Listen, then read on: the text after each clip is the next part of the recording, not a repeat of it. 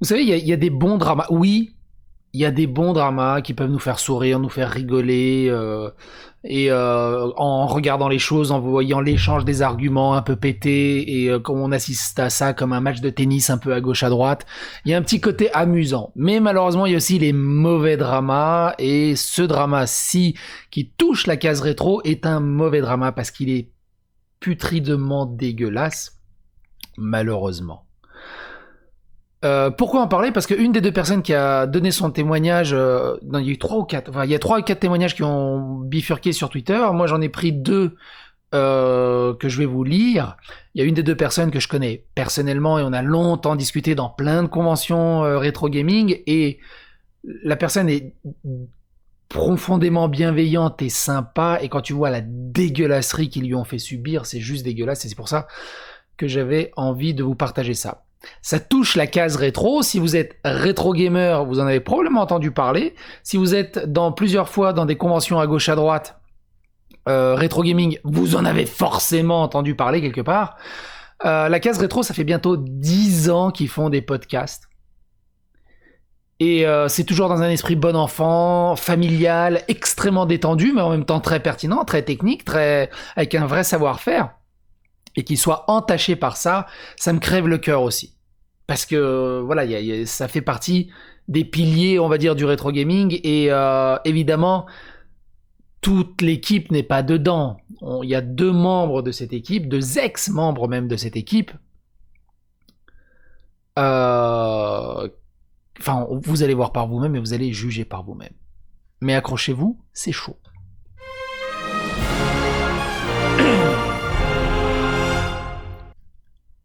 Donc, allez sur le site de la case rétro. Si vous connaissez pas la case rétro, c'est un peu con de découvrir un podcast aussi qualitatif via un drama, mais vous accrochez pas au drama. Accrochez-vous à la case rétro, surtout qu'ils ne font plus partie de l'équipe depuis je sais pas quand d'ailleurs, mais ils font plus partie de l'équipe. La case rétro a sorti un communiqué aujourd'hui. On a dit on a un truc sérieux à vous dire parce qu'il faut que ça cesse. Et ils disent ceci. Bonjour à toutes et à tous. L'ensemble de l'équipe La Case Rétro a récemment pris connaissance des comportements et propos intolérables émanant d'anciens chroniqueurs de notre podcast, à savoir Mikado Twix et Looping. Looping. J'imagine que c'est un jeu de mots avec Looping de Agence Tourisque. Les victimes de ces attaques ont été prévenues, que ce soit au sein de notre équipe, chez nos camarades podcasteurs et les personnes que nous croisons chaque année en convention. Nous condamnons fermement et d'une seule voix ces agissements qu'ils ne représentent en rien les valeurs de partage et de tolérance que nous prônons depuis notre création il y a maintenant 10 ans.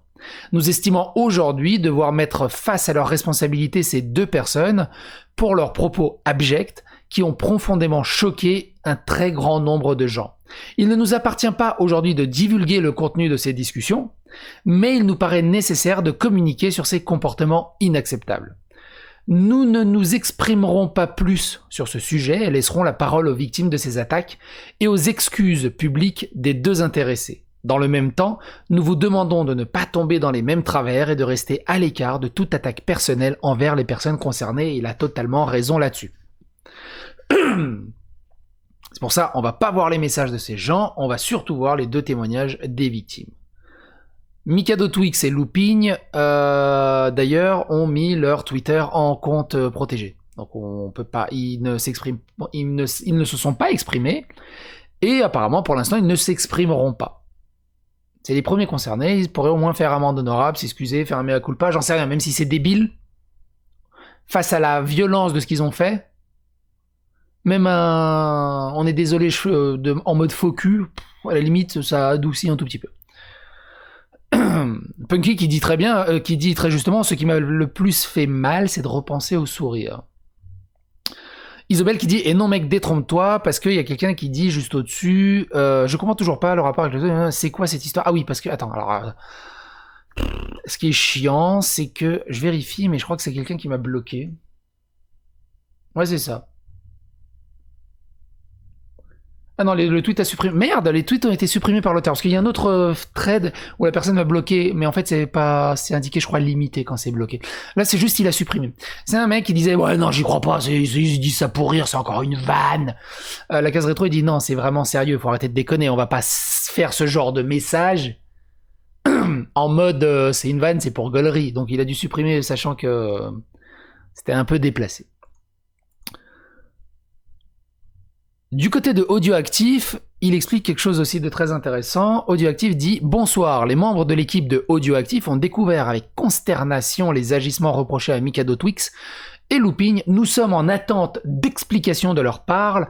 Pour l'heure, nous apportons nos soutiens aux victimes de leurs propos. » Évidemment, un peu plus bas, ils disent aussi il n'y a pas d'autre choix que de faire des excuses publiques. Donc le témoignage de je sais plus si on dit Subikun ou Subikun, bref, c'est un des membres actuels de la case rétro. On m'a informé il y a peu et j'ai pu découvrir de mes yeux un comportement qui m'a profondément choqué envers d'autres et blessé envers moi. C'était pour moi des amis qui m'envoyaient des messages de soutien en MP et puis se moquaient de moi en privé pendant des mois. Je ne sais pas quand cela a commencé de leur côté, mais j'aurais dû me douter qu'à partir du moment où mon ex a eu son accident, on va zoomer pour que vous puissiez lire en même temps, mais j'aurais dû me douter qu'à partir du moment où mon ex a eu son accident, nécessitant plus d'1 an de rééducation pour tout, pour parler, lire, écrire, marcher, j'avais expliqué simplement que oui, je ne pouvais plus me déplacer. Ça se comprend. Pour venir chez l'un des deux, ne pouvant la laisser seule. Il ne pouvait pas laisser seule son ex. Enfin, sa copine de l'époque qui est devenue son ex maintenant. Je leur ai dit qu'elle souhaitait qu'il vienne pour voir du monde et que sa vie ne s'était pas arrêtée pour autant. Je pense qu'ils ne s'en rappellent même pas et ne sont jamais venus la voir pour prendre de ses nouvelles. Quand un événement rétro, une convention, avait lieu près de chez moi, bizarrement, il venait toujours le jour où je ne pouvais pas être disponible, car je travaillais, et le savais pertinemment, car je l'avais informé en amont. Cela m'a irrité petit à petit, et donc je n'avais plus envie de faire d'efforts. L'une des cerises sur le gâteau reste quand on s'est séparés après 18 ans de relation, recevoir les messages de soutien disant « On est là pour toi, si tu veux qu'on joue ensemble pour te changer les idées, n'hésite pas ». J'étais seul, du choc de la séparation après 3 ans à son chevet. Isolé, seul pour cause de Covid, bref, au fond du trou. J'étais heureux de recevoir ce message, j'y ai répondu, aucune nouvelle. Et il y a une semaine, on m'a montré dans leur forum, on me montre leur forum privé. J'imagine leur Discord. Ou peut-être un forum, chez les Retro Gamers, il y en a encore... Le forum de la RGC, il est sur Yarronet. Sur Yarro putain de net. Je crois que même le Minitel, il est plus avancé que le forum de la RGC. Redevenons sérieux. Sur leur forum privé. Ha! Mais je ne pensais pas qu'il prendrait cela au pied de la lettre. Aucune envie de le voir ou de jouer avec lui. Voilà. Vous découvrez le visage d'une amitié de presque 10 ans qui est en fait que jalousie, haine et moquerie. Et plus j'étais au fond du trou, meilleur c'était. Et évidemment, il a sorti que les trucs les plus cool. J'imagine bien. Je ne m'étendrai pas plus sur le sujet, ne nécessitant pas de détailler tout ce que j'ai pu lire, mais voilà, maintenant vous connaissez comme moi le vrai visage de ces chers podcasteurs appréciés de tous. Je n'appelle pas à réagir, juste à ignorer ces comportements toxiques. Il a totalement raison là-dessus. J'aurais bien aimé un peu plus de croustillant, mine de rien. Après, c'est tout à son honneur de garder vraiment le côté le plus soft du bordel. Du côté de Isobel, c'est plus hard déjà. J'ai été directement visé en tant que victime dans ce qui est exposé ici, je prends le temps de respirer un coup et je prends le mic, le micro. Et ça m'emmerde, j'aimerais faire autre chose de ma vie.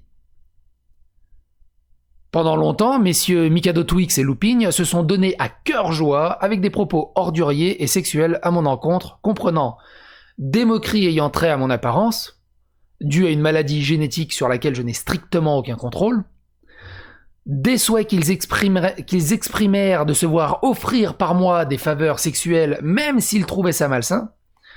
Je vous laisse seul juge de la qualité des propos auxquels je n'accorde pas grande qualité personnellement, surtout lorsqu'au moins un des deux est marié et père. Okay.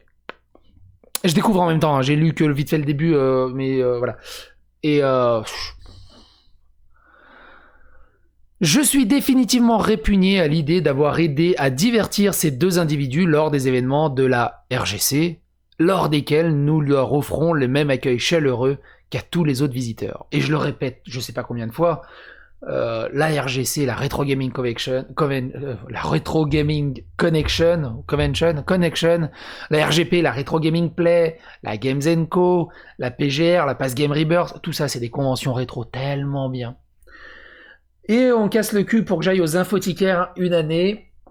Mais là, avec ces histoires de confinement, c'est tellement chiant. Je suis en manque de conventions rétro. Je fais une petite parenthèse parce que avec ces histoires de confinement, toutes les conventions rétro ont été annulées. Et je suis grave en manque. Je suis grave en manque. Il n'y a rien de mieux que ce genre de convention à échelle humaine où on est 300-400 personnes, on est dans un méga gymnase, dans une méga salle, enfermé tout le week-end, entre nous. Entre bière et transpiration. Il n'y a rien de mieux. Et rétro gaming, évidemment. Bref. Et voilà, c'est la question que tu te poses aussi dans le premier témoignage. Ça fait 10 ans qu'il les connaît, 10 ans qu'ils se font passer pour ses amis, 10 ans qu'ils lui crachent dessus dans leur dos, qu'ils se foutent de sa gueule. C'est chelou. Et du côté d'Isobel, ils passent en convention, ils sont tous sourires, ils sont tous joie, c'est tout, mais derrière... Il y a des trucs qui computent pas.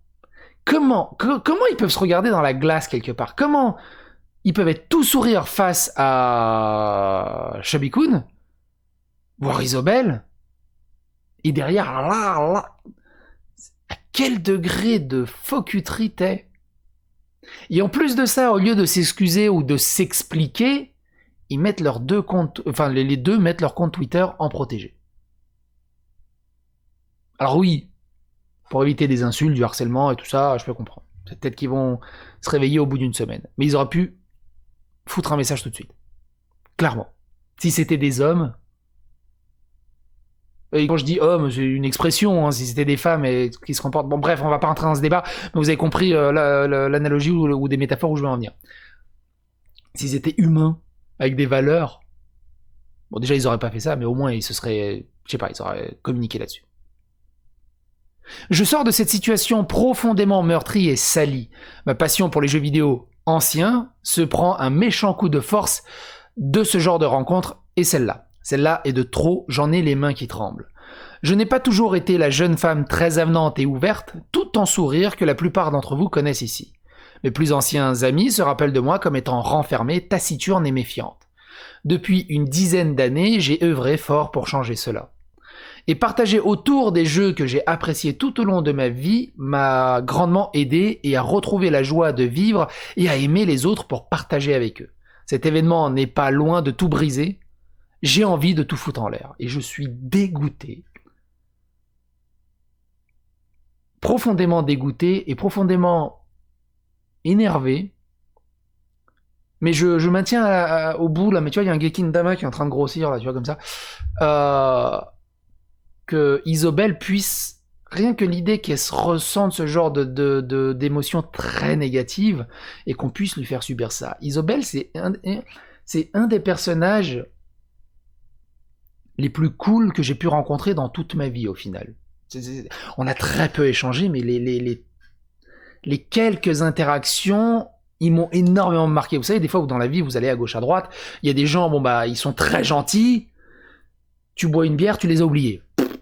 Et ça arrive, hein, y a des gens qui sont un peu plus effacés que d'autres, ça arrive. Mais des fois, il y en a, t'as des espèces de personnages inoubliables. Tu sais, une discussion, il y a 15 ans, tu t'en souviens encore. Et tu sais profondément la bienveillance, la gentillesse, la droit dans ses bottes que peut être le personnage. Et de voir qu'elle a subi ce genre de truc... envie de discuter avec Looping et Mikado Twix. Au moins essayer de comprendre. Bref, vous avez compris.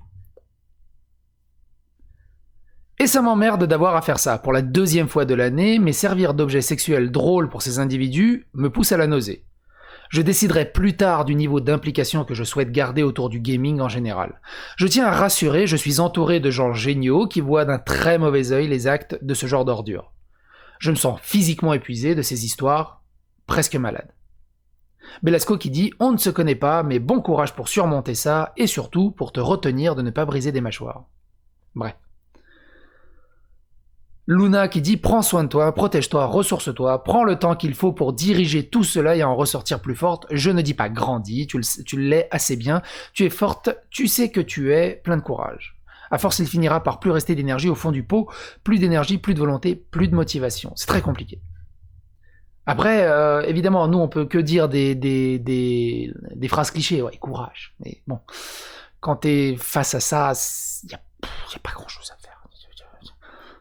Donc toutes ces phrases clichés, Isobel, si tu regardes cette vidéo, j'ai pas... De toute façon, tu les as toutes entendues. Au mieux, on partagera une bière la prochaine fois qu'on se verra. Je pense que ça sera le mieux. Ça sera le mieux. Et on discutera d'autres choses. Mais une bonne bière, c'est bien. Une bonne bière, c'est bien. Bref. Encore une fois, ne jetez pas du sucre sur la case rétro, ils y sont pour rien. C'est deux énergumènes qui ont complètement trahi la confiance qu'on avait en eux, qui ont complètement trahi les valeurs de la case rétro. Et comme l'a dit Audioactif, je sais pas si c'est Audioactif d'ailleurs, si c'est là. Merci de leur considération que vous apportez à ces agissements. Audioactif dit « Si leurs agissements en général dans cette histoire nous consternent, nous n'avons pas les mots pour exprimer ce que nous ressentons pour ton cas spécifique. La seule chose que nous pouvons faire, c'est de te présenter nos plus sincères regrets pour le mal qu'ils t'ont fait. »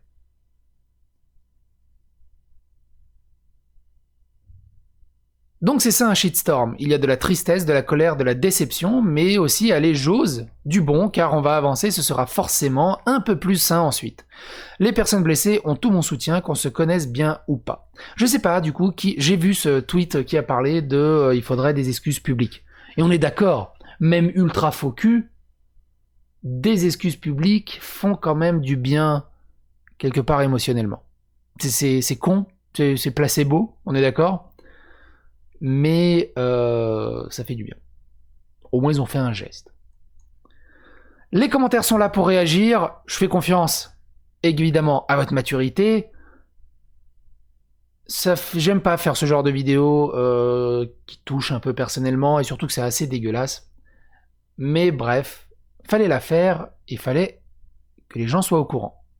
N'hésitez pas à partager autour de vous, à vous abonner, à liker, à soutenir la chaîne.